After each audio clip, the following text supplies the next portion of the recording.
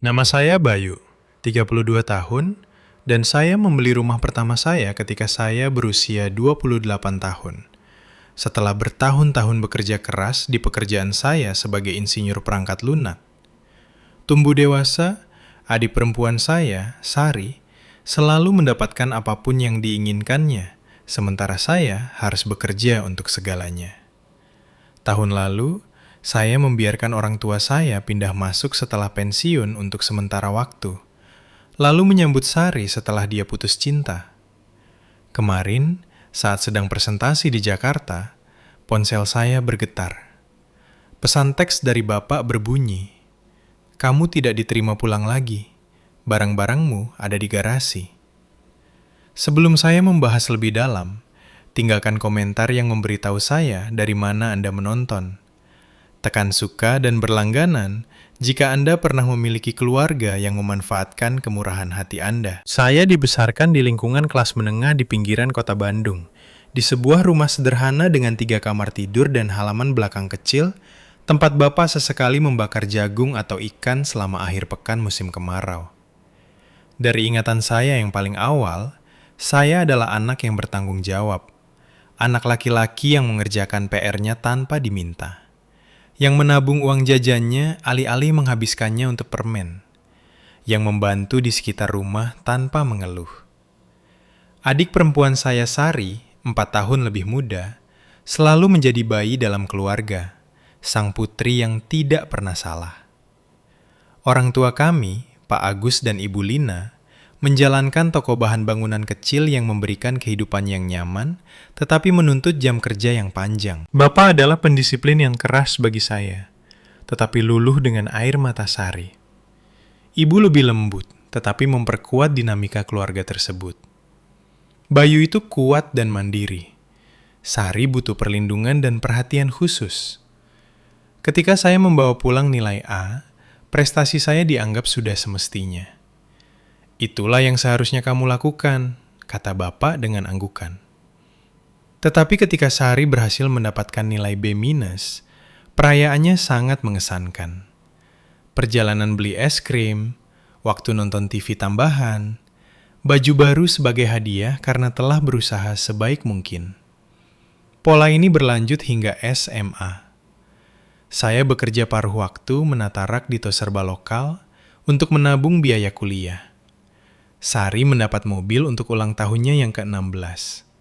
Mobil bekas memang, tapi tetap saja mobil. Sementara saya naik angkot sampai saya mampu membeli kendaraan saya sendiri selama tahun kedua kuliah. Kuliah adalah cerita yang sama. Saya kuliah di universitas negeri dengan beasiswa parsial, bekerja 20 jam seminggu untuk menutupi sisa uang kuliah dan biaya hidup. Saya tinggal di kos-kosan termurah, makan mie instan, dan lulus dengan utang minimal berkat disiplin saya.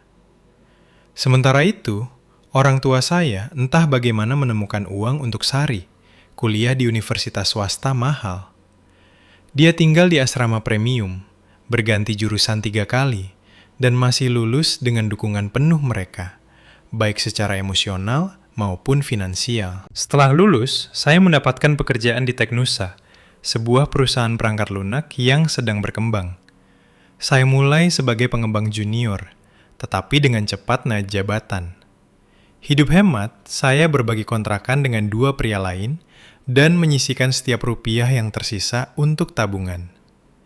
Pada usia 28 tahun, saya telah menabung cukup untuk uang muka rumah sederhana dengan 3 kamar tidur di lingkungan yang sedang berkembang. Tidak mewah, tapi milik saya. Rumah itu butuh perbaikan.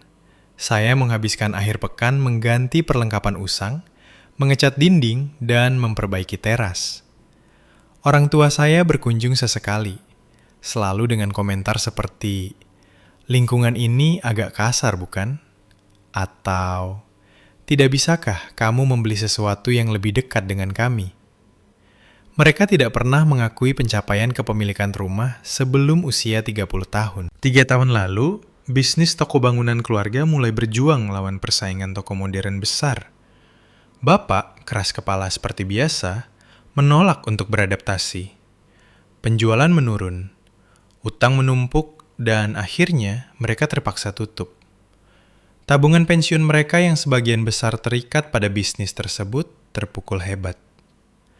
Sekitar waktu yang sama, ibu menderita radang sendi, menambah tagihan medis ke tekanan finansial mereka.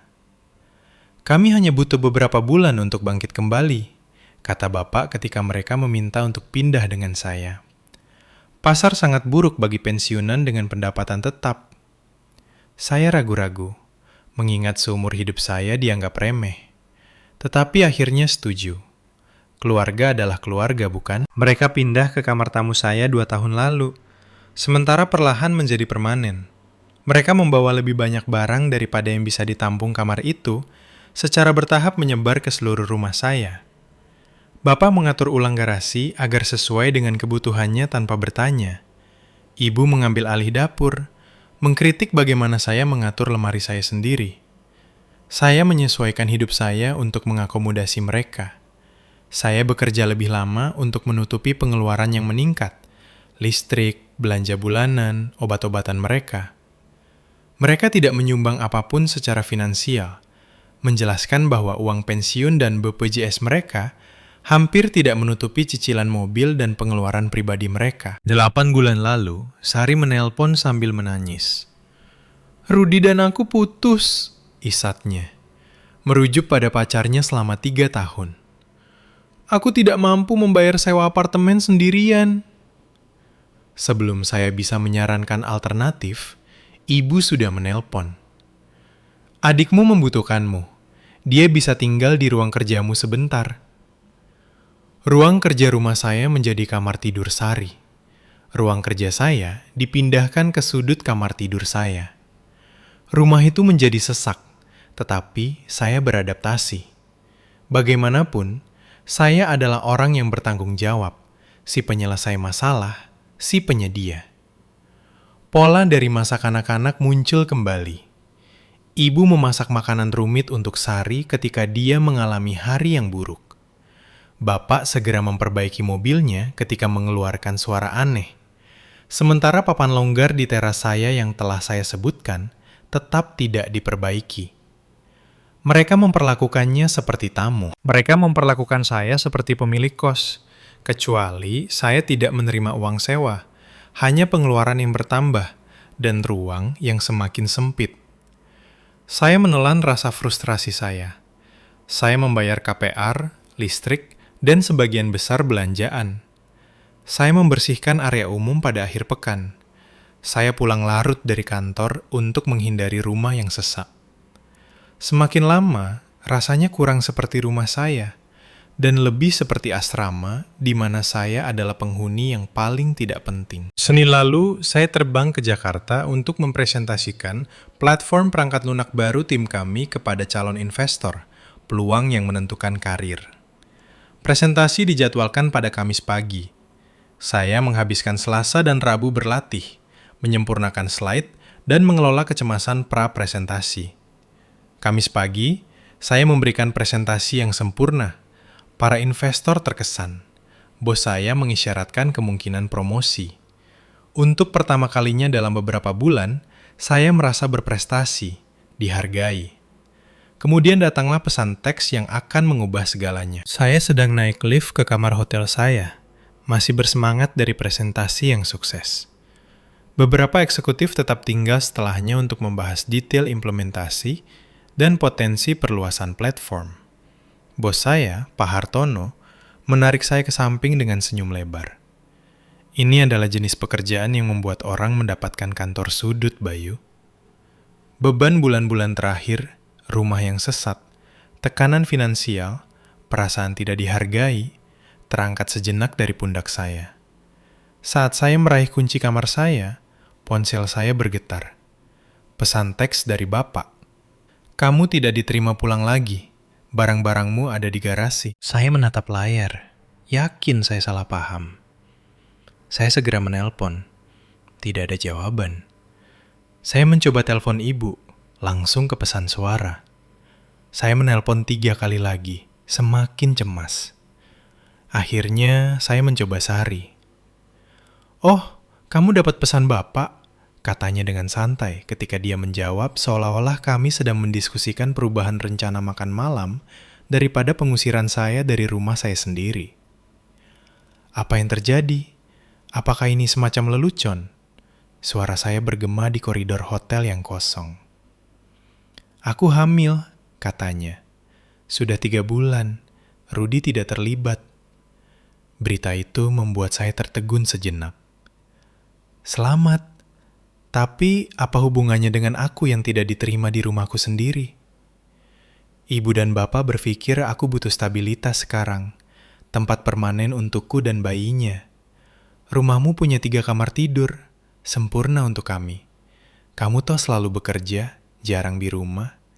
Ini lebih masuk akal begini. Saya tidak bisa memproses apa yang saya dengar. Sari, itu rumahku. Aku membelinya. Aku membayar KPR-nya. Kamu tidak bisa begitu saja memutuskan aku tidak tinggal di sana lagi. Bapak bilang karena kita semua keluarga, itu sebenarnya rumah keluarga. Kamu tidak akan menempatkan adikmu yang hamil dan orang tua pensiunan di jalanan, kan? Lagi pula, kamu mampu membeli tempat lain. Kamu kan yang sukses. Saya mengakhiri panggilan dan segera menelpon bapak lagi. Kali ini, dia menjawab. Apa-apaan yang terjadi? Tuntut saya. Jaga nadamu, jawabnya seolah-olah saya masih berusia 12 tahun. Kami sudah membuat keputusan keluarga. Sari butuh stabilitas untuk bayinya. Dia akan mengambil kamar tidur utama. Ibu dan aku akan tetap di kamar kami. Dan kamar tidur ketiga akan menjadi kamar bayi. Dan di mana tepatnya aku harus tinggal? Saya berjuang untuk menjaga suara saya tetap stabil. Kamu pemuda sukses dengan pekerjaan bagus. Kamu akan memikirkannya. Nadanya dingin, meremehkan. Kami sudah mengemas barang-barang pribadimu. Semuanya ada di dalam kardus di garasi. Kamu bisa mengambilnya akhir pekan ini. Bapak tidak bisa mengusirku dari rumahku. Aku memilikinya. Aku membayar KPR-nya. Jangan egois, katanya. Keluarga membantu keluarga. Adikmu membutuhkan ini lebih darimu. Saya mencoba menalar, berdebat, bahkan memohon. Tidak ada yang menembus kepastiannya bahwa mereka berhak atas rumah saya.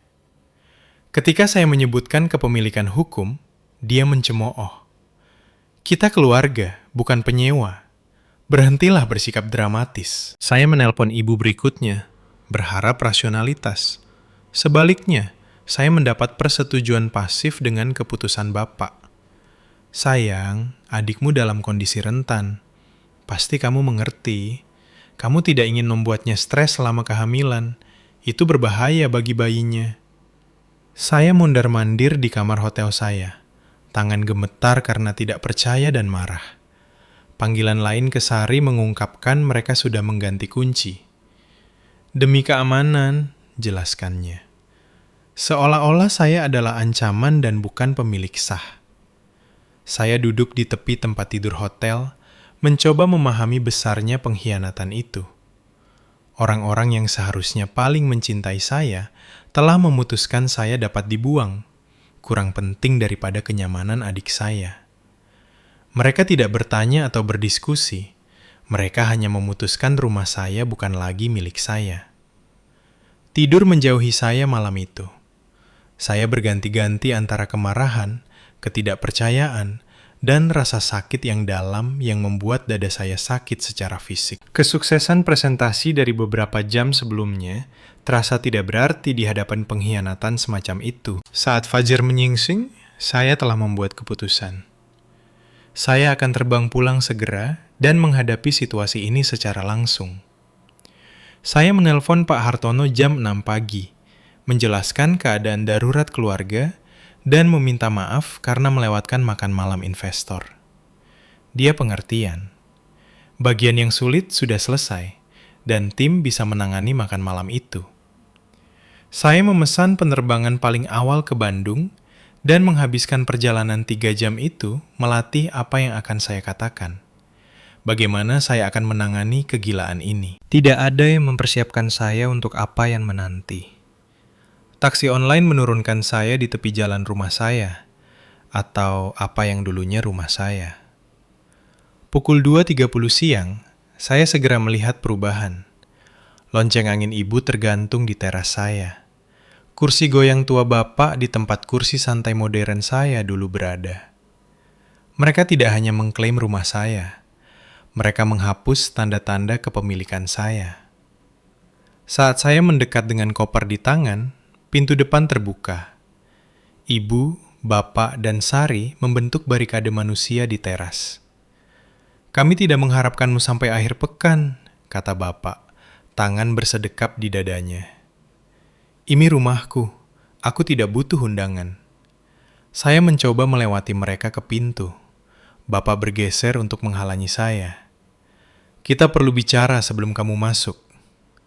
"Tidak, Bapak perlu minggir. Aku sudah bepergian seharian dan aku ingin masuk ke rumahku."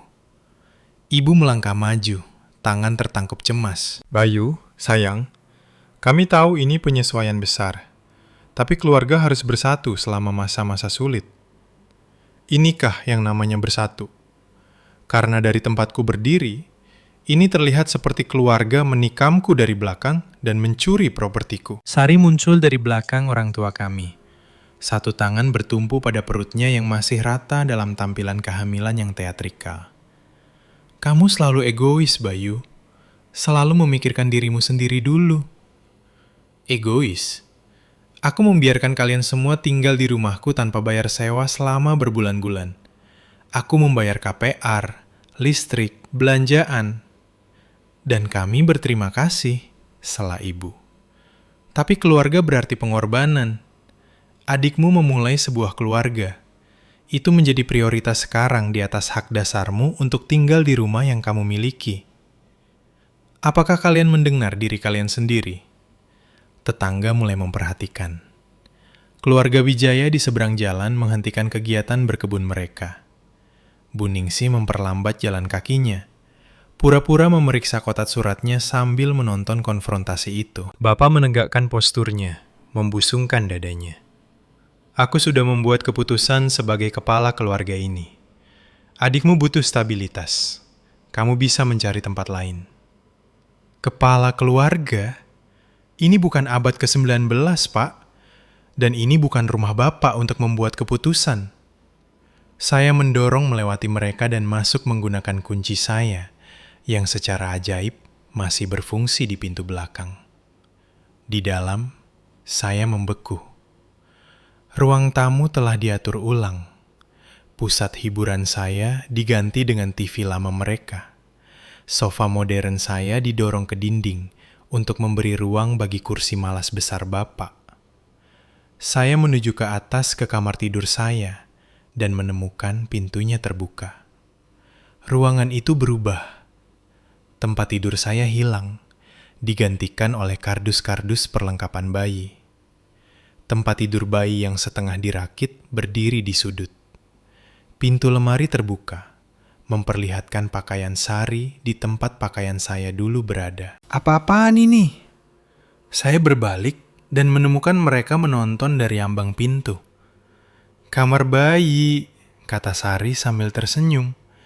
"Bukankah ini mulai terlihat bagus? Ibu menemukan tempat tidur bayi itu di toko barang bekas kemarin." Cara santai mereka mendiskusikan pengubahan kamar tidur saya tanpa izin, bahkan tanpa menunggu saya memindahkan barang-barang saya, membuat saya terdiam karena marah. "Di mana barang-barangku? Pakaianku? Komputerku?" "Di garasi, seperti yang kami katakan," kata Bapak. Ketidaksabaran terlihat jelas. "Kami berhati-hati dengan semuanya. Sekarang Bapak pikir kamu harus pergi sampai kamu tenang. Stres ini tidak baik untuk adikmu." "Aku tidak akan pergi kemana-mana. Ini rumahku. Namaku ada di hipotek KPR, di sertifikat, semua dokumen. Kalian adalah tamu yang sudah sangat melampaui batas." Wajah Bapak memerah. "Ini rumahku sekarang, Nak. Aku sudah memutuskan. Ibumu dan aku membesarkanmu, memberimu makan, memberimu pakaian selama 18 tahun. Kamu berhutang pada kami. Aku berhutang pada kalian. Aku sudah membayar biaya hidup kalian selama 2 tahun. Lagi pula, kami berkorban untukmu. Suara ibu mengambil nada yang memicu rasa bersalah yang sudah saya kenal sejak kecil.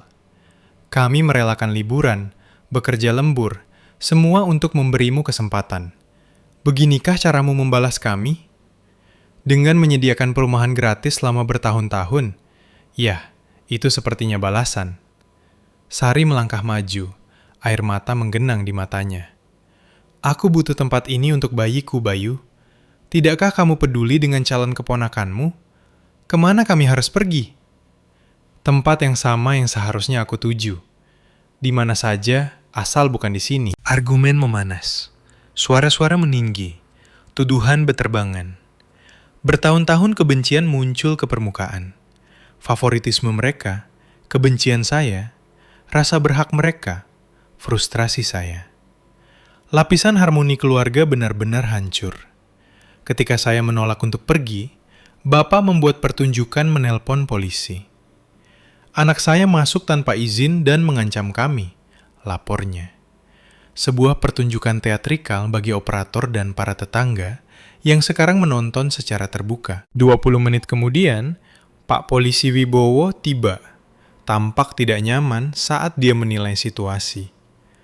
Pak, saya mengerti ini perselisihan keluarga.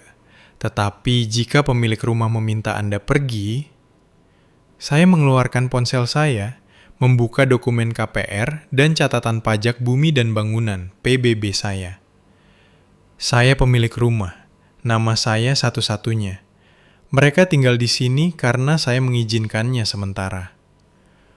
Pak Polisi Wibowo meninjau dokumen tersebut, lalu menoleh ke keluarga saya dengan sikap yang berubah. Pak, Bu, tampaknya putra Anda adalah pemilik properti yang sah.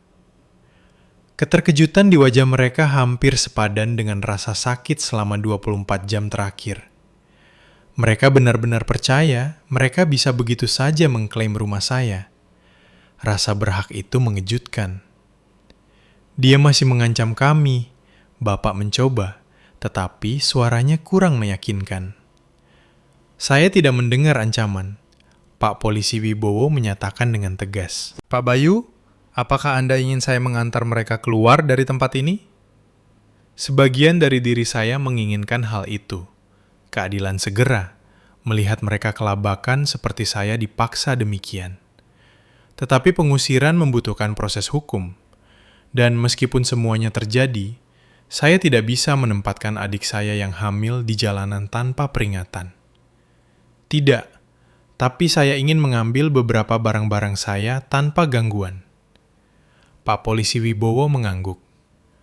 Saya akan tetap ada di sini sementara Anda melakukannya. Penghinaan mengumpulkan barang-barang pribadi dari rumah saya sendiri, sementara di bawah pengawasan polisi membakar hati saya. Di garasi, saya menemukan harta benda saya dikemas secara sembarangan. Pakaian tidak dilipat, barang elektronik tanpa pembungkus pelindung, buku-buku ditumpuk sembarangan, jam tangan kakek buyut saya, hadiah kelulusan kuliah, memiliki kaca yang retak. Koleksi edisi pertama bertanda tangan saya yang disimpan dalam kotak pelindung telah dikeluarkan dan dilemparkan ke dalam kotak kardus. Yang paling mengganggu adalah barang-barang yang hilang. Laptop saya, beberapa jam tangan, dan brankas kecil tahan api berisi dokumen penting. Ketika dikonfrontasi, keluarga saya mengaku tidak tahu. Kami mengemas apapun yang terlihat. Jika ada yang hilang, kamu mungkin salah taruh. Saya memuat apa yang saya bisa ke dalam mobil SUV saya di bawah pengawasan Pak Polisi Wibowo.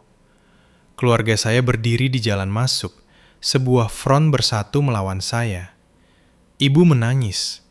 Bapak menantang. Sari memainkan peran korban hamil yang rentan demi keuntungan petugas. Saat saya bersiap untuk pergi, Pak Polisi Wibowo berbicara pelan. Dokumentasikan semua yang hilang atau rusak. Anda akan menginginkan itu untuk catatan. Saya mengangguk, tenggorokan tercekat karena emosi.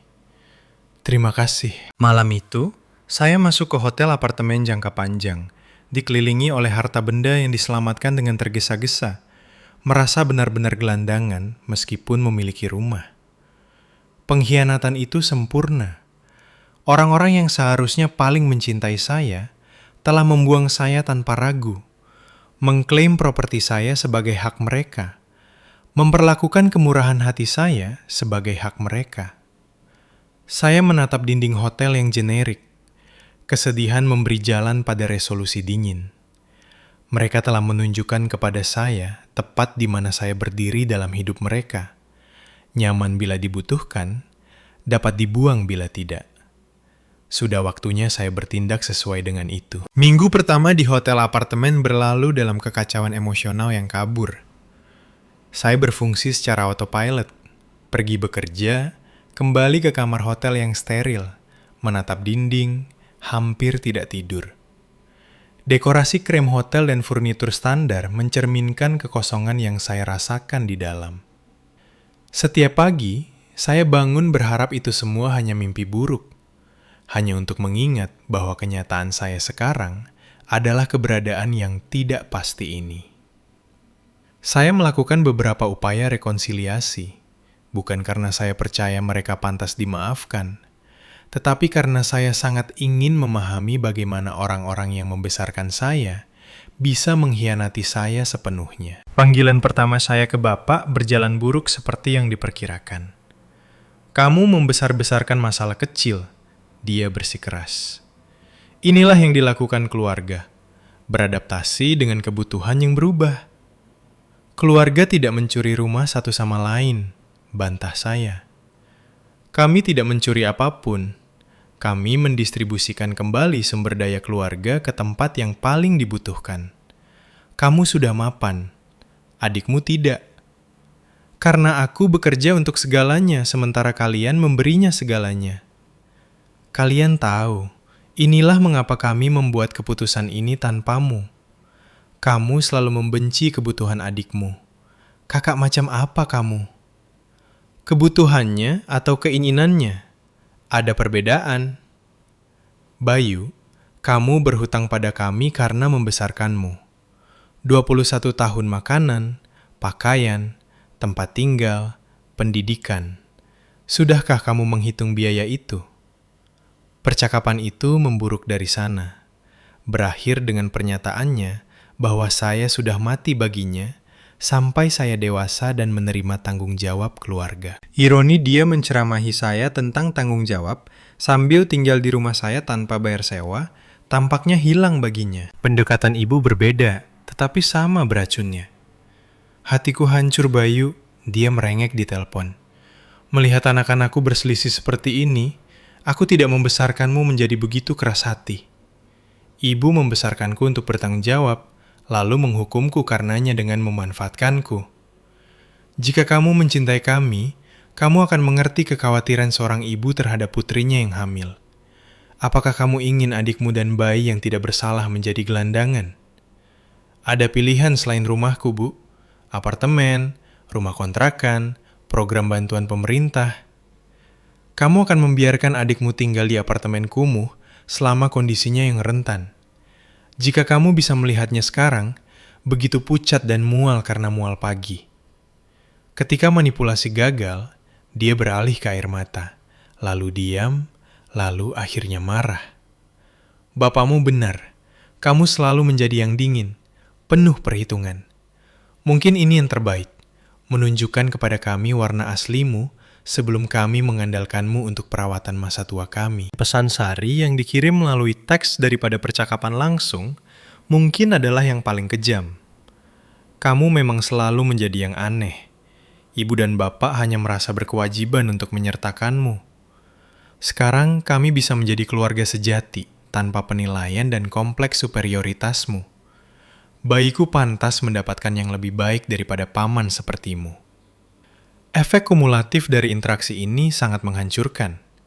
Mereka tidak hanya mencuri rumah saya, tetapi mereka menulis ulang seluruh sejarah keluarga kami untuk membenarkan tindakan mereka. Dalam versi revisi mereka, saya adalah penjahatnya. Egois, dingin, penuh perhitungan. daripada anak yang bertanggung jawab yang telah mendukung mereka selama bertahun-tahun. Saya menghubungi teman pengacara saya, Dedi, untuk meminta nasihat. Sambil minum di sebuah bar dekat hotel, saya memaparkan situasinya. Secara hukum, ini jelasnya. Kamu pemilik rumah. Mereka adalah penyewa tanpa sewa. Secara teknis, penghuni sesuka hati karena kamu mengizinkan mereka tinggal. Kamu bisa mengusir mereka dengan pemberitahuan yang tepat menurut hukum. Dan secara moral? Tanya saya. Meskipun saya sudah tahu jawabannya. Dedi meletakkan gelasnya. Secara moral, mereka telah benar-benar melanggar kepercayaan dan kemurahan hatimu.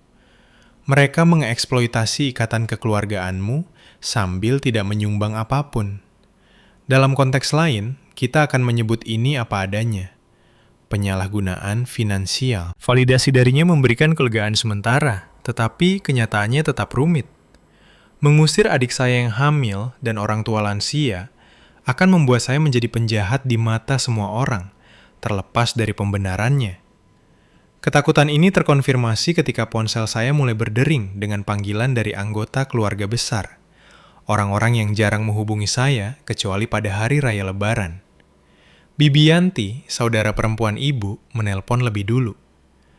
Bagaimana bisa kamu menelantarkan adikmu yang hamil dan orang tua lansia setelah semua yang mereka lakukan untukmu? Saya mencoba menjelaskan sisi saya, tetapi dia memotong pembicaraan saya. Ibumu hancur. Bapakmu bilang kamu mengancam mereka. Apakah ini pria yang kami besarkan? Paman Joko, saudara laki-laki bapak, sama-sama menghukum. Bapakmu memberitahuku kamu mencoba mengusir mereka dari rumah mereka. Aku selalu mengira kamu yang bertanggung jawab dalam keluarga. Itu rumahku, Paman Joko. Aku membayarnya. Aku memilikinya. Jangan bertele-tele, nak. Properti keluarga adalah properti keluarga. Bahkan sepupu-sepupu yang dekat dengan saya saat tumbuh dewasa mulai menghapus pertemanan dengan saya di media sosial. Narasi keluarga telah menyebar seperti api.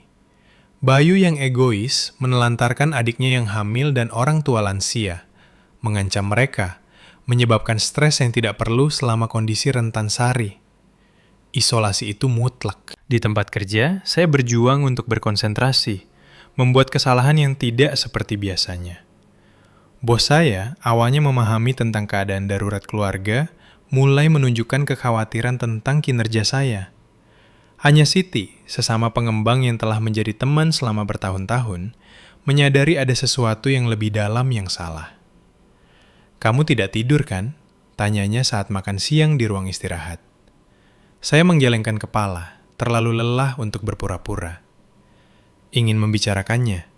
Tidak ada tekanan, tapi terkadang perspektif luar membantu. Kebaikan hatinya menghancurkan sesuatu dalam diri saya. Di ruang istirahat perusahaan yang steril, dikelilingi oleh cangkir kopi setengah kosong dan bungkus makanan yang ditinggalkan, saya menceritakan semuanya padanya. Dia mendengarkan tanpa menyela, tanpa menghakimi. Ekspresinya berubah dari kekhawatiran menjadi ketidakpercayaan, lalu kemarahan. Itu bukan keluarga, Bayu, katanya akhirnya. Itu parasitisme. Keterus-terangannya mengejutkan saya hingga tertawa. Yang pertama dalam beberapa hari. Kasar, tapi akurat. Kamu telah dikondisikan untuk menerima perlakuan ini, untuk merasa bersalah karena memiliki batasan. Itu bukan cinta, itu kontrol. Percakapan itu menandai titik balik. Perspektif luar Siti membantu saya melihat dinamika itu dengan jelas. Saya bukan penjahat karena menginginkan rumah saya kembali. Mereka adalah penjahat karena mengambilnya sejak awal. Akhir pekan itu, sendirian di kamar hotel saya mencapai titik terendah emosional. Saya dibesarkan untuk percaya keluarga adalah segalanya. Bahwa berkorban untuk keluarga adalah kebajikan tertinggi. Sekarang, keluarga yang sama itu telah membuang saya tanpa ragu.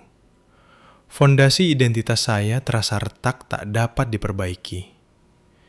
Minggu malam, ponsel saya berbunyi dengan notifikasi dari aplikasi perbankan saya.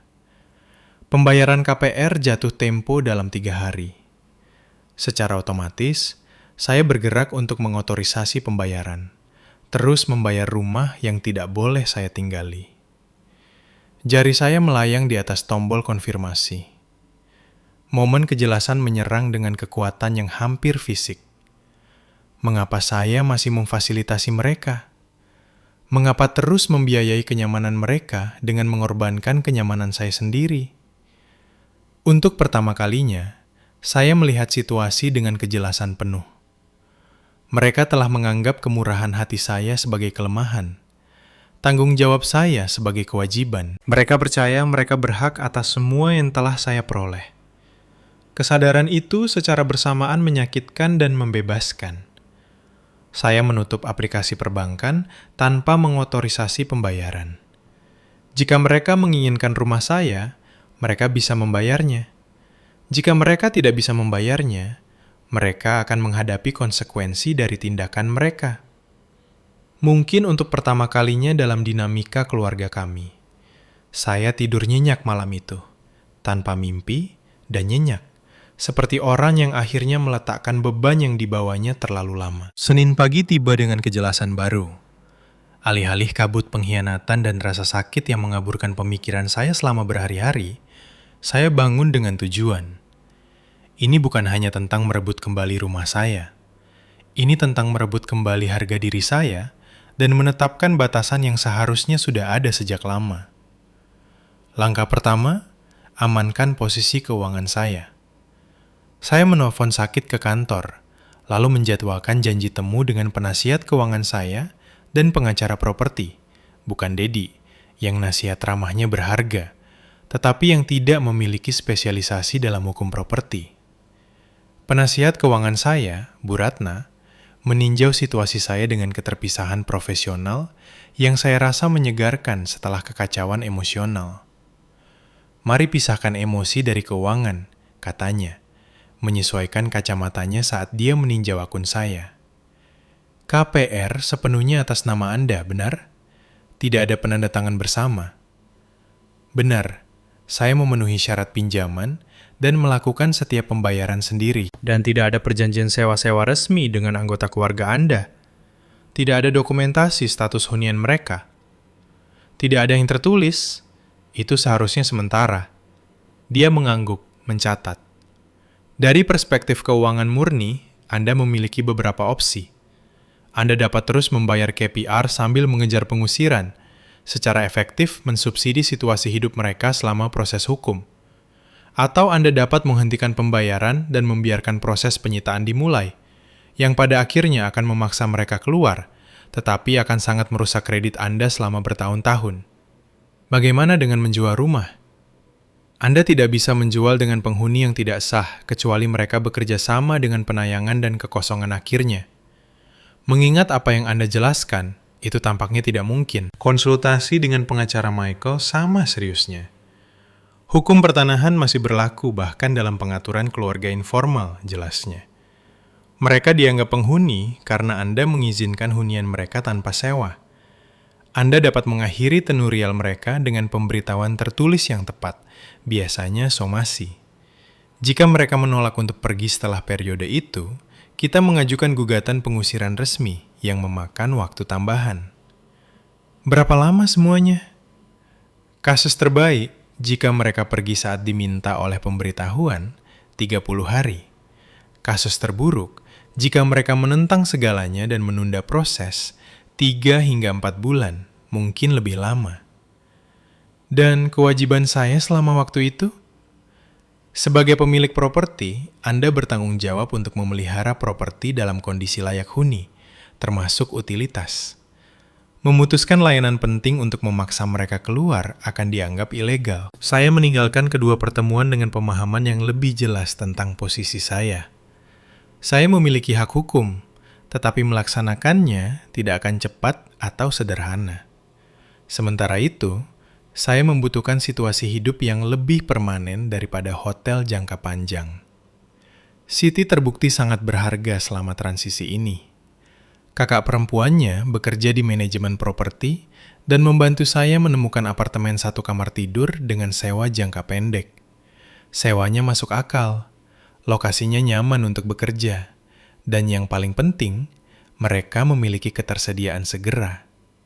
Ini tidak mewah, Siti memperingatkan saat dia membantu saya memindahkan barang-barang saya yang diselamatkan dari hotel.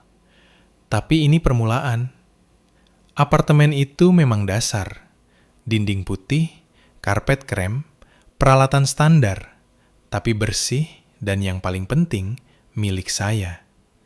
Tidak ada yang bisa mengklaimnya, mengganti kuncinya, atau memutuskan saya tidak termasuk di sana. Untuk pertama kalinya sejak pengkhianatan, saya merasakan kemiripan stabilitas. Saat menyiapkan tempat baru saya, ponsel saya berdering dengan nomor bank.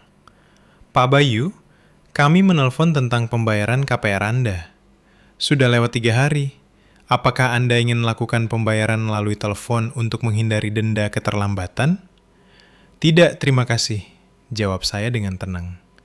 Saya sadar akan situasinya, Pak. Pembayaran yang hilang dapat berdampak serius pada skor kredit Anda dan akhirnya mengarah pada proses penyitaan. Saya mengerti. Terima kasih atas pemberitahuannya. Saya baru saja mengakhiri panggilan ketika nama Bapak muncul di layar saya. Saya menarik napas dalam-dalam sebelum menjawab. Bank menelpon tentang KPR, katanya tanpa salam. Mereka bilang sudah lewat jatuh tempo. Ya, memang. Ya, apakah kamu akan membayarnya? Tidak, sepertinya tidak. Hening. Lalu apa-apaan maksudnya itu? Artinya, jika Bapak ingin tinggal di rumah itu, Bapak harus membayarnya. Kamu tidak mungkin serius. Kamu tahu kami tidak mampu membayar cicilan itu. Maka Bapak punya masalah, bukan? Ini tanggung jawab Bapak. KPR Bapak untuk rumah saya yang telah Bapak ambil alih. Kepemilikan dan tanggung jawab berjalan beriringan, Pak. Bapak tidak bisa memiliki satu tanpa yang lain. Suaranya naik menjadi teriakan. Kamu akan membiarkan bank menyita rumah keluarga sendiri. Anak macam apa yang melakukan itu? Jenis anak yang keluarganya mencuri rumahnya, jawab saya, mengejutkan diri sendiri dengan ketenangan saya. Bapak membuat pilihan ketika mengganti kunci-kunci itu. Sekarang, Bapak harus hidup dengan konsekuensinya. Setelah panggilan, Bapak datanglah air mata ibu, lalu histeria Sari.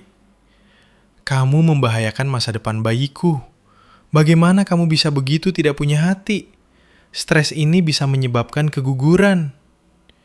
Kata-kata mereka memantul dari saya seperti hujan dari jendela. Manipulasi emosional yang telah mengendalikan saya selama bertahun-tahun, tiba-tiba kehilangan kekuatannya. Saya melihatnya apa adanya. Respons taktis yang dirancang untuk mendapatkan kembali kendali, bukan perasaan yang tulus. Keesokan paginya, saya menghubungi pengacara Michael dan menginstruksikannya untuk mengirim surat resmi yang menguraikan situasi. Mereka memiliki waktu 30 hari untuk mengosongkan properti atau mulai membayar sewa harga pasar, yang dia hitung sekitar 2 kali lipat dari pembayaran KPR saya. Surat itu juga merinci properti pribadi yang hilang yang saya harapkan dikembalikan dan kerusakan yang telah saya dokumentasikan. Sifat resmi dari surat hukum mengubah sesuatu dalam dinamika keluarga. Tiba-tiba, anggota keluarga besar yang telah menghukum saya mulai menelpon untuk mendengar sisi saya. Paman Joko adalah yang pertama. Bapakmu menyebutkan surat pengacara, dia memulai dengan canggung. Saya pikir mungkin saya berbicara terburu-buru tempo hari. Paman menghukum saya tanpa mengetahui faktanya, jawab saya. Itu menyakitkan datang dari seseorang yang selalu saya hormati. Yah, bapakmu menyajikannya secara berbeda. Dia bilang kamu menelantarkan mereka, bukan bahwa kamu dipaksa keluar dari rumahmu sendiri. Aku sudah mengenal Agus seumur hidupku, tapi terkadang dia membingkai hal-hal untuk keuntungannya. Satu persatu, kerabat menelpon dengan percakapan serupa. Kebingungan, klarifikasi, sering diikuti dengan permintaan maaf yang canggung. Narasi keluarga runtuh di bawah beban dokumentasi hukum dan realitas finansial. Di tempat kerja, kinerja saya mulai membaik seiring dengan stabilnya situasi pribadi saya. Saya masih memiliki jalan panjang di depan, Tetapi setiap hari di apartemen baru saya, setiap batasan yang dipertahankan dengan keluarga saya, memperkuat tekad saya. Siti terus menjadi kehadiran yang mendukung, mengundang saya untuk makan malam sesekali, memeriksa tanpa mencampuri urusan. Tanda 30 hari mendekat. Pengacara Michael mengonfirmasi keluarga saya belum mengosongkan properti atau mengatur untuk membayar sewa. Kami akan melanjutkan dengan pengajuan pengusiran resmi, sarannya. Bersiaplah agar ini menjadi lebih berantakan sebelum selesai. Memang berantakan. Bank mengirim peringatan resmi tentang proses penyitaan yang tertunda. Kepanikan keluarga saya meningkat ke tingkat baru. Kemarahan Bapak menjadi ancaman. Kamu tidak akan pernah melihat keponakanmu. Kamu sudah mati bagi keluarga ini. Ibu bimbang antara membuat saya merasa bersalah dan keluhan kesehatan. Tekanan darah ibu naik drastis karena stres ini. Jika terjadi sesuatu pada ibu, itu ada di hati nuranimu. Sari mungkin menyadari keseriusan situasi, mencoba rekonsiliasi. Mungkin kita bereaksi berlebihan. Kamu bisa pindah kembali dan kita akan memikirkan pengaturan berbagi. Saya mengenali tawaran itu apa adanya. Bukan penyesalan yang tulus, tetapi ketakutan kehilangan perumahan mereka. Tidak, terima kasih. Jawab saya singkat. Aku sudah mendirikan tempatku sendiri sekarang. Tapi KPR-nya kami tidak bisa membayarnya, dan kamu merusak kreditmu. Itu sangat disayangkan. Tapi itulah situasi yang kalian ciptakan ketika kalian memutuskan untuk mengambil rumahku. Kami tidak mengambilnya. Kami hanya mengatur ulang situasi hidup tanpa persetujuanku di rumahku yang aku bayar. Percakapan berakhir seperti banyak percakapan lainnya, dengan dia menangis dan saya tidak bergeming. Pemerasan emosional yang telah mengendalikan saya sepanjang hidup saya, akhirnya kehilangan kekuatannya. Setiap upaya manipulatif hanya memperkuat kebenaran keputusan saya untuk melepaskan diri dari harapan beracun mereka. Saya tidur dengan damai malam itu di apartemen sederhana saya. Dikelilingi oleh lebih sedikit harta benda, tetapi lebih banyak harga diri daripada yang saya miliki selama bertahun-tahun.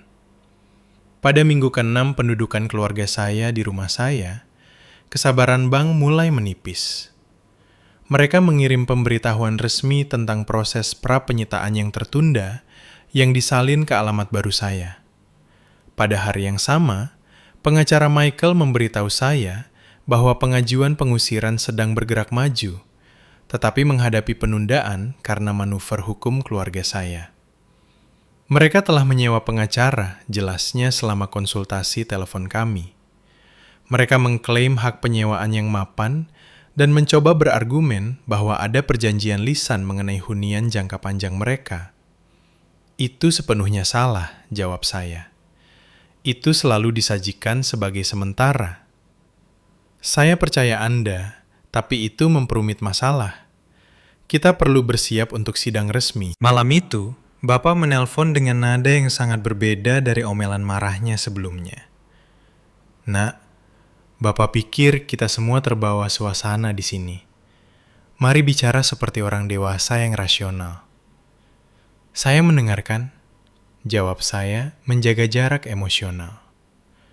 Urusan hukum ini menjadi mahal bagi semua orang. Mengapa kita tidak berkompromi? Kamu bisa kembali ke rumah. Kami akan memberi ruang untukmu. Keberaniannya hampir mengesankan. Memberi ruang untuk saya di rumah saya sendiri. Itukah komprominya? Jangan sulit. Kami mencoba bersikap masuk akal di sini. Orang yang masuk akal tidak akan mencuri rumah seseorang sejak awal. Bayu, tidak ada yang mencuri apapun.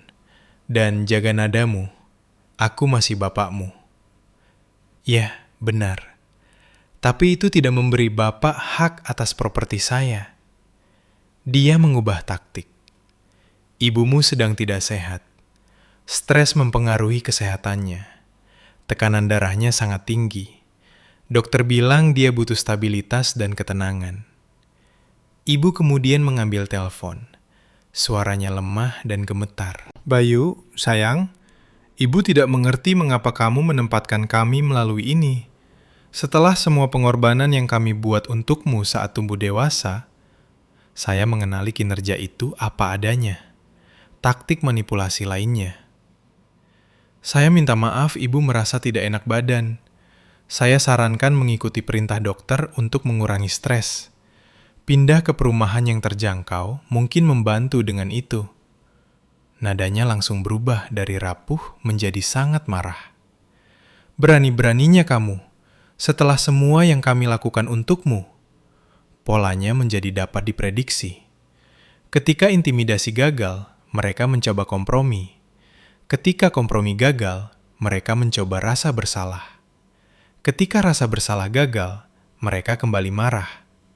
Berputar-putar, komedi putar emosional itu pergi. Pendekatan Sari mungkin yang paling transparan. Dia mengirim gambar USG dengan keterangan, keponakanmu, dia pantas mendapatkan rumah yang stabil. Saya tidak menanggapi, tetapi implikasinya jelas. Keponakan saya yang belum lahir sekarang digunakan sebagai pengaruh emosional. Nanti hari itu, dia menelpon. Rudy dan aku berbicara lagi. Dia mengumumkan tanpa pembukaan. Itu bagus, jawab saya netral. Dia mempertimbangkan kembali posisinya tentang kehamilan itu. Katanya dia ingin terlibat. Aku ikut senang untuk kalian berdua. Dia mungkin pindah dengan kami, membantu biaya. Saya hampir tertawa melihat upaya transparan ke dalam rumah saya, yang menuju penyitaan. Yah, kami berharap kamu akan mempertimbangkan kembali situasi KPR jika Rudy berkontribusi.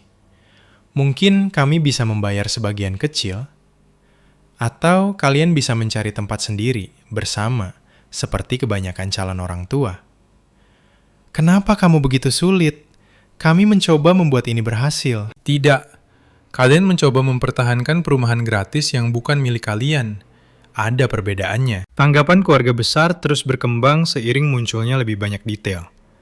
Beberapa kerabat bersikeras bahwa kewajiban keluarga mengalahkan kepemilikan hukum.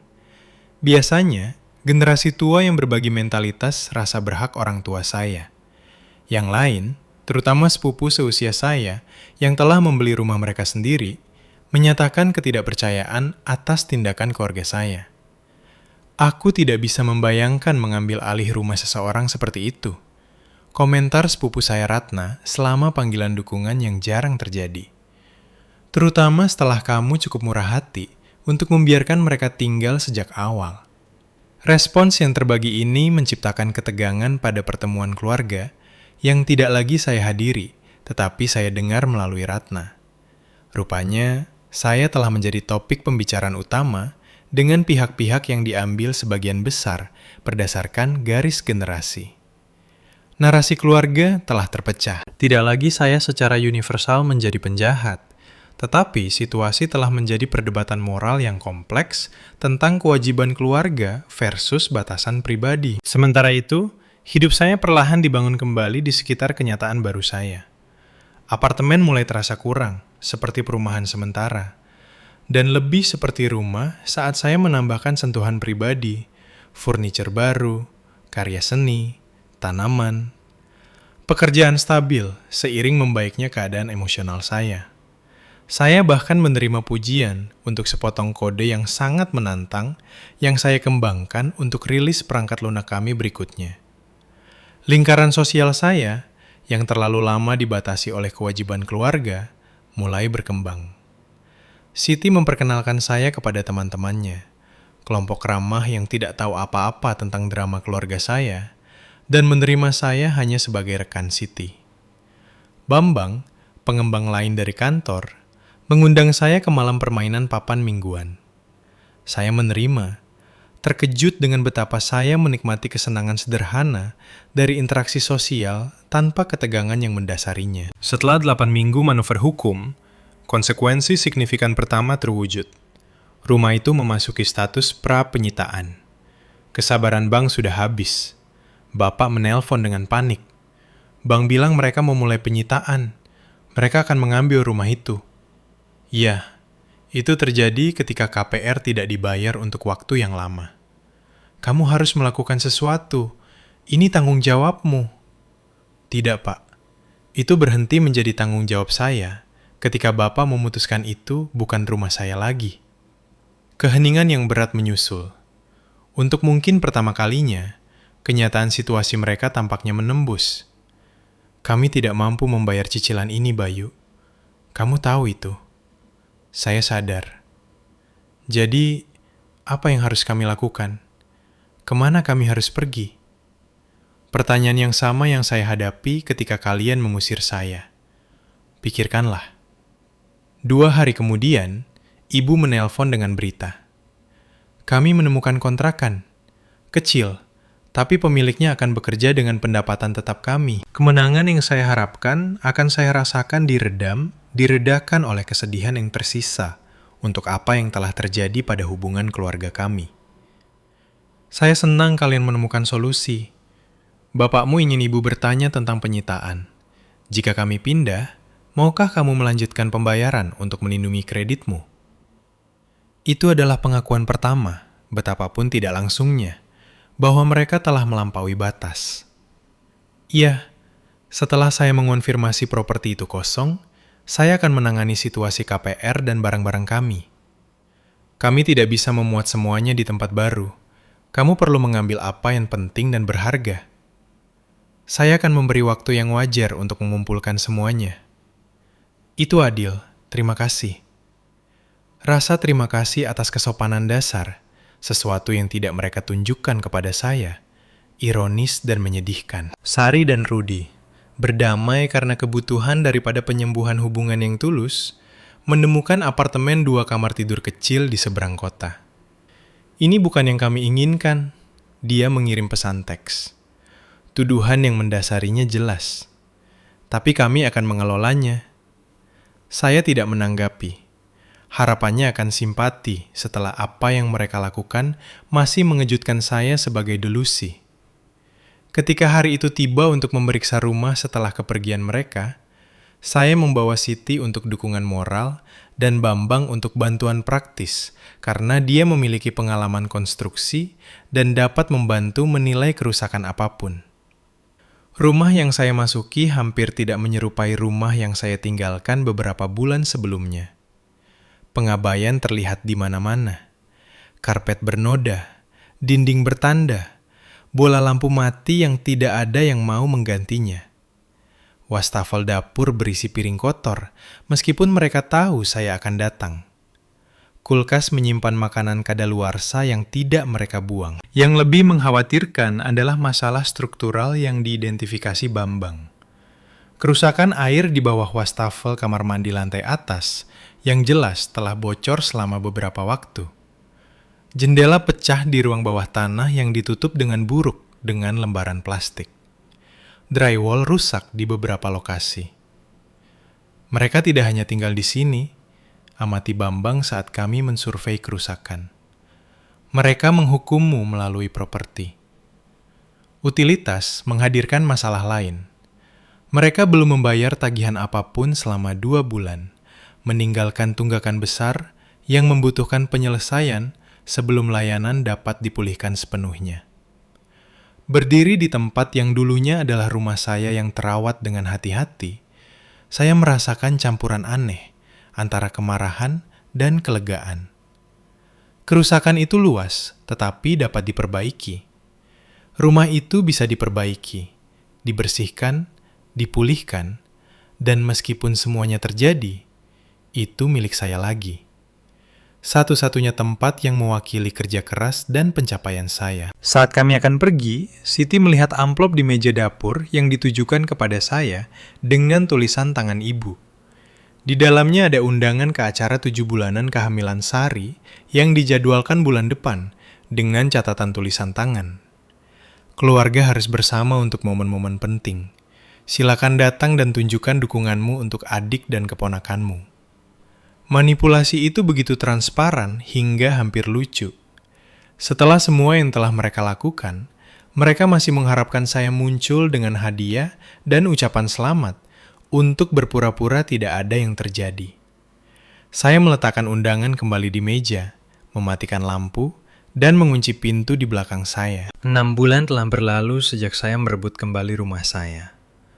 Banyak yang telah berubah dalam waktu yang relatif singkat itu. Setelah menilai kerusakan parah yang ditinggalkan keluarga saya membuat keputusan yang sulit namun membebaskan untuk menjual properti itu. Meskipun rumah itu mewakili pencapaian besar pertama saya, itu juga mengandung terlalu banyak kenangan menyakitkan. Setiap ruangan bergema dengan pengkhianatan. Setiap dinding menyaksikan rasa tidak hormat. Pasar real estate untungnya menguntungkan saya. Meskipun membutuhkan perbaikan yang signifikan, rumah itu terjual dalam beberapa minggu, memberikan keuntungan yang cukup untuk uang muka kondominium 2 kamar tidur modern yang lebih dekat ke pusat kota. Ruangannya lebih kecil, tetapi jauh lebih damai. Langit-langit tinggi, jendela besar, dan yang paling penting, semata-mata milik saya. Hubungan saya dengan keluarga saya telah berkembang menjadi sesuatu yang tidak pernah saya antisipasi. Tetapi, sekarang saya kenali sebagai perlu. Setelah pertimbangan yang cermat dan beberapa sesi dengan terapis, sesuatu yang dulu akan saya anggap tidak perlu, saya menjalin kontak terbatas dan terikat secara ketat. Ibu dan bapak sekarang tinggal di kompleks apartemen kecil untuk manula.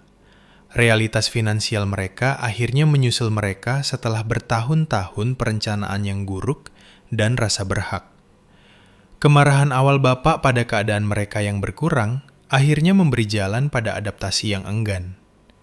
Selama panggilan telepon bulanan kami, dia jarang mengakui situasi masa lalu secara langsung. Tetapi nadanya telah kehilangan banyak otoritas sebelumnya. Dinamika kekuasaan telah bergeser secara fundamental.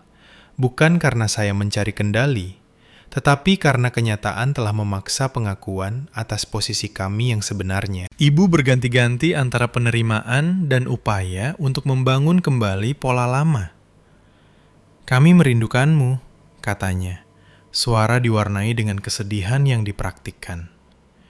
Keluarga harus lebih dekat. Ketika perjalanan rasa bersalah ini gagal memancing respons yang diinginkan, dia biasanya mengubah topik pembicaraan daripada meningkatkan eskalasi. Perbaikan kecil, tapi signifikan. Sari melahirkan bayi perempuan yang sehat, Putri, 3 bulan lalu. Hubungannya dengan Rudy tetap bergejolak, tetapi berlanjut. Menjadi orang tua telah memaksakan kedewasaan tertentu padanya, meskipun sekilas masa lalunya yang berhak kadang-kadang muncul. Ketika saya menolak untuk berkontribusi pada perlengkapan bayinya di luar hadiah sederhana, reaksi awalnya adalah kemarahan. "Setelah semua yang kita lalui, hanya ini nilainya bagimu." Komentar itu mengungkapkan betapa fundamentalnya dia masih salah memahami situasi. Dalam benaknya, konflik keluarga kami adalah sesuatu yang kami alami secara kolektif, daripada sesuatu yang mereka timbulkan. Kesenjangan perspektif ini mungkin tidak pernah tertutup sepenuhnya. Saya mempertahankan kontak, terutama melalui kunjungan sesekali, untuk melihat keponakan saya. Interaksi ini singkat, sopan, dan dilakukan di tempat umum daripada di rumah mereka atau rumah saya. Batasan yang dulu tampak dingin atau ekstrim, sekarang terasa penting untuk kesejahteraan saya. Pertumbuhan yang paling mengejutkan terjadi dalam hubungan non-keluarga saya. Tanpa beban kewajiban keluarga dan manipulasi emosional yang konstan, saya menemukan kapasitas untuk persahabatan yang lebih dalam daripada yang sebelumnya saya yakini mungkin. Siti, yang dukungannya terbukti sangat berharga selama krisis, telah menjadi teman dekat yang wawasannya sangat saya hargai. Perspektifnya yang faktual tentang dinamika keluarga membantu saya mengenali pola yang terlalu dekat untuk saya lihat dengan jelas. Cinta keluarga tidak seharusnya datang dengan syarat dan ketentuan. Amatinya selama percakapan tentang upaya rekonsiliasi terbaru orang tua saya tanpa akuntabilitas. Kebenaran sederhana dari pernyataan itu bergema dalam. Persahabatan Bambang meluas di luar pekerjaan, memperkenalkan saya pada lingkaran sosialnya yang luas. Melalui dia, saya telah mengembangkan grup pendaki rutin, menemukan klub jazz lokal, dan bahkan mencoba panjat tebing, kegiatan yang dulu akan saya tolak karena komitmen keluarga. Mungkin yang paling signifikan adalah hubungan saya dengan Lestari, yang saya temui di salah satu malam permainan Bambang 4 bulan lalu. Koneksi kami berkembang secara bertahap, dibangun di atas rasa saling menghormati dan komunikasi yang jelas. Ketika saya akhirnya membagikan sejarah keluarga saya, tanggapannya sangat lugas dan menyegarkan. Terima kasih sudah mempercayaiku dengan itu. Itu menjelaskan batasanmu yang hati-hati, yang aku hormati. Bersamanya, saya belajar bahwa kepedulian yang tulus tidak menuntut pengorbanan harga diri, bahwa cinta bisa ada tanpa perhitungan skor atau kewajiban. Ini adalah pergeseran besar dari kasih sayang bersyarat yang saya yakini normal saat tumbuh dewasa. Secara profesional, saya terus berkembang. Promosi yang diisyaratkan sebelum krisis keluarga terwujud 3 bulan lalu, membawa peningkatan tanggung jawab, kebebasan kreatif, dan keamanan finansial. Penghasilan tambahan tidak membiayai gaya hidup orang lain, fakta sederhana yang terkadang masih mengejutkan saya sebagai revolusioner. Perjalanan itu tidak hanya eksternal. Secara internal, saya telah mengembangkan kesadaran yang lebih besar tentang pola-pola yang ditetapkan di masa kanak-kanak yang membuat saya rentan terhadap eksploitasi. Tanggung jawab refleksif, respons rasa bersalah untuk menetapkan batasan, keyakinan bahwa kewajiban keluarga mengalahkan kesejahteraan pribadi, semuanya ditanamkan dan diperkuat dengan hati-hati sepanjang tahun-tahun pembentukan saya. Mengenali pola-pola ini tidak menghapusnya sepenuhnya, tetapi kesadaran menciptakan pilihan. Ketika rasa bersalah lama muncul, saya dapat memeriksanya daripada bereaksi secara otomatis. Ketika anggota keluarga mencoba manipulasi, saya dapat menamainya daripada menyerah padanya. Saya juga belajar mengenali perbedaan antara kebutuhan yang tulus dan keinginan yang berhak. Adik saya benar-benar membutuhkan perumahan selama kehamilan, tetapi secara khusus, membutuhkan rumah saya adalah keinginan yang berhak. Orang tua saya benar-benar membutuhkan akomodasi pensiun, tetapi mengambil alih rumah saya tanpa persetujuan atau kontribusi adalah hak, bukan kebutuhan. Perbedaan ini membantu saya mempertahankan kasih sayang tanpa mengorbankan batasan. Kadang-kadang saya masih berjuang dengan harapan budaya bahwa pengampunan keluarga harus tidak terbatas dan tanpa syarat. Kenalan yang bermaksud baik terkadang menyarankan saya harus melupakan konflik demi kedamaian saya sendiri. Apa yang gagal mereka pahami adalah bahwa kedamaian tidak datang dari membiarkan pola berbahaya berlanjut. Itu datang dari menetapkan kondisi di mana hubungan yang sehat menjadi mungkin. Hubungan dengan keluarga saya sekarang ada dengan persyaratan saya. Terbatas, bersyarat, dan dibatasi dengan hati-hati. Beberapa orang mungkin memandang ini sebagai kasar. Saya mengakuinya sebagai perlu untuk kesejahteraan saya dan pada akhirnya untuk segala kemungkinan penyembuhan yang tulus. Rekonsiliasi sejati tidak dapat terjadi tanpa akuntabilitas, dan akuntabilitas membutuhkan menghadapi konsekuensi. Selama kunjungan terakhir saya dengan Putri, saya melihat sesuatu yang bergeser dalam sikap Sari. Kerendahan hati tentatif yang sebelumnya tidak ada. Menjadi orang tua lebih sulit dari yang aku harapkan. Akunya sambil melihat putrinya tidur. Aku mengerti sekarang mengapa kamu selalu bertanggung jawab. Itu bukan hanya kepribadian, itu pilihan. Pengakuan kecil ini mewakili koneksi yang lebih tulus daripada interaksi bertahun-tahun sebelumnya. Mungkin pengalaman merawat seseorang yang benar-benar bergantung telah memberikan wawasan tentang beratnya tanggung jawab yang saya pikul untuk keluarga kami. Terlalu dini untuk mengetahui apakah ini mewakili perubahan yang langgeng. Tetapi itu menawarkan secercah kemungkinan. Adapun orang tua saya, hubungan kami mungkin tidak pernah pulih sepenuhnya. Terlalu banyak tahun pola yang mapan, terlalu banyak kerusakan yang terjadi. Tapi kami telah mencapai semacam detan. Mereka tidak lagi mengharapkan dukungan finansial atau perumahan, dan saya tidak lagi mengharapkan dukungan orang tua yang tidak pernah mereka berikan. Kami berinteraksi sebagai orang dewasa, dengan kehidupan terpisah yang terkadang bersinggungan, daripada sebagai unit yang terjerat yang pernah mereka tuntut. Rumah yang menjadi pusat konflik kami memiliki pemilik baru sekarang. pasangan muda yang mengharapkan anak pertama mereka. Ketika saya menyerahkan kunci kepada mereka saat penutupan, saya berharap mereka bahagia bertahun-tahun di dalam tembok itu. Berharap kisah keluarga mereka akan terungkap dengan lebih hormat dan batasan daripada kisah saya. Kondominium baru saya mewakili tidak hanya ruang fisik, tetapi kebebasan psikologis. Furnitur dipilih untuk kenyamanan saya. Dekorasi mencerminkan selera saya. Suasana mendukung kedamaian saya. Setelah bertahun-tahun mengakomodasi kebutuhan dan preferensi orang lain dengan mengorbankan diri saya sendiri, menciptakan lingkungan ini sangat menyembuhkan. Saya telah belajar bahwa keluarga dalam bentuknya yang paling sehat harus menjadi sumber dukungan daripada sumber kewajiban. Bahwa cinta tanpa rasa hormat bukanlah cinta sama sekali. Bahwa terkadang menjaga jarak adalah pilihan yang paling welas asih bagi semua yang terlibat. Pelajaran ini datang dengan biaya tinggi, tetapi nilainya tak terukur.